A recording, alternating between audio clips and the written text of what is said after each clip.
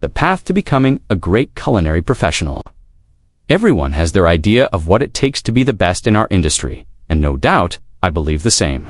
The difference is, we all do certain things that are common to our everyday success. The best part about this is that you can do it too. I've been a restaurant professional for over 2 decades and have had my share of ups and downs, setbacks, and development. But once I learned a few key lessons, it opened doors, and I began to climb quickly. One thing I am adamant about is that we should never dim someone else's fire so that ours burns brighter. In fact, we should always be ready and willing to train our replacement, because that means we will be ready to take the next step forward when our number is called.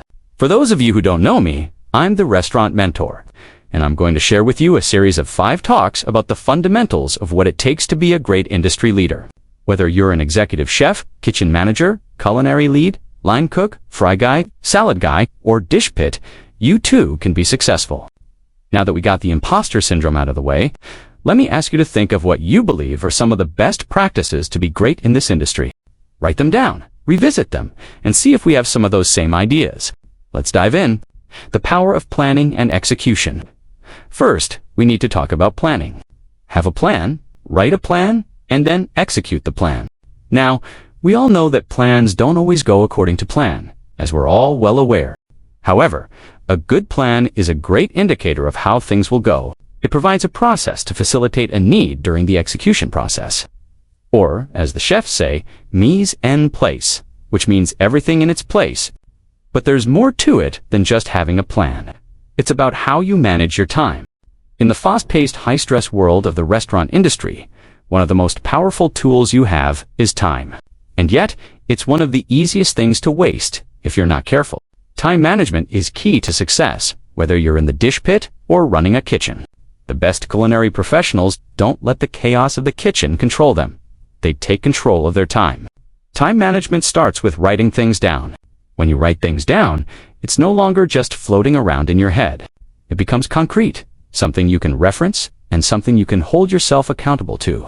This applies to everything from daily specials to menu prep and your long-term career goals. You write it down, you look at it, and you execute it. But writing things down isn't enough if you're not organized. That's where mise en place comes in. Not just as a physical arrangement of ingredients, but as a mental state. It's about preparing for success, mentally organizing yourself for the next task at hand. Whether it's setting up your station, ensuring the team knows what's coming, or understanding the rhythm of service, organization minimizes stress and maximizes efficiency. The reality is, plans won't always go smoothly.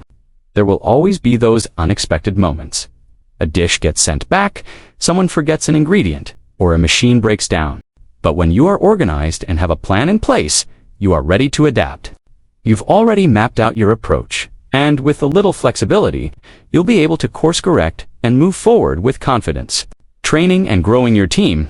One of the most important lessons I've learned is that your success is tied to the success of those around you.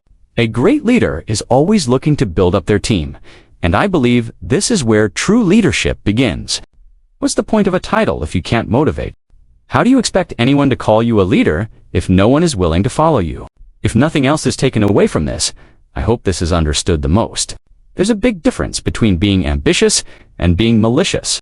For you young aspiring leaders out there, do not be the latter. Fear and stepping on others to climb to the top will almost always result in a stagnant career, as people will keep you at arm's length. Building a career this way might get you to the top temporarily, but in the long run, no one will have your back, and your success will be short. Getting people to buy into you as a leader can be done in a couple of ways. My favorite way is leading from the front. I like to be hands-on because it allows me to connect with the team on a deeper level. When I'm in the trenches with them, they see that I'm willing to work just as hard. This helps build trust and shows that I'm not above any task, no matter the rank. That deposit of goodwill comes back tenfold when I need the team to pull together for a hard task. They know I won't ask them to do something I wouldn't do myself, and this mutual respect creates a sense of unity. Now, don't get me wrong, leading from the front doesn't mean I'm always in the trenches. My primary function is to lead, but it's about knowing when to step in and when to step back.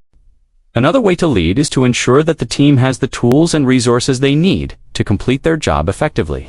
If the team doesn't have the tools they need, Whether it's a sharp knife, a reliable oven, or a clear schedule, you're just setting them up for failure. Failure to provide the necessary resources can cause serious problems. If things are broken down, unreliable, or difficult to work with, you're making the job harder and more challenging each day. A great team will tolerate challenges, but a great team won't tolerate broken down systems for long. Good staff will only put up with constant issues before they begin to check out mentally or physically. So, as a leader, one of your key responsibilities is to make sure the tools and resources are in place, because without them, you're just making things harder for everyone, including yourself. Being a great leader means building people up, leading by example, and ensuring the team has everything they need to succeed. When you do this, the success of your team becomes your success, and you'll all rise together, embracing failure and learning from setbacks. The restaurant industry can be brutal. Long hours, high pressure, and constant challenges. But it's how you react to failure that makes the difference. The best professionals don't see failure as a stopping point. They see it as a learning opportunity. When you fail, don't look at it as a setback, but as a lesson on what didn't work and how you can do it better next time. Great professionals embrace setbacks, adapt, and use those lessons to fuel their growth. It's those who fail and learn who keep pushing forward, who eventually succeed. Building strong relationships in the industry. In this industry, relationships are everything. Whether you're working with front-of-house staff, vendors, or fellow kitchen professionals, building strong, trusting relationships is essential. These relationships not only make your job easier, but also open doors to new opportunities. A team that trusts each other is a team that will work together effectively, and a network of industry contacts can help propel your career forward. Creating a culture of respect and mutual support makes all the difference, both within the workplace and in the broader culinary community. Becoming a leader in your own right. Finally, the true measure of success in the restaurant industry isn't just about your technical skill. It's about leadership. Whether you're the head chef or a line cook, you can lead by example. A great leader inspires others, is always willing to help, and never stops learning. Leadership isn't just a title, it's a mindset. You don't need a fancy title to be a leader. Great leadership is about influence, respect, and continuous improvement. Whether you're in charge of a team or working as part of one, you can be a leader by simply showing up, doing your best, and supporting the people around you. The path to success. Whether you're starting at the bottom or leading a kitchen, the key to success is understanding the fundamentals. It's about having a plan, managing your time, organizing yourself, training your team, learning from setbacks, building relationships, and becoming a leader. You don't need to wait for a title to act like a leader. And remember, when we all work together, we rise together. Thanks for tuning in. I'm the Restaurant Mentor. Smash that like and subscribe button. See you next time.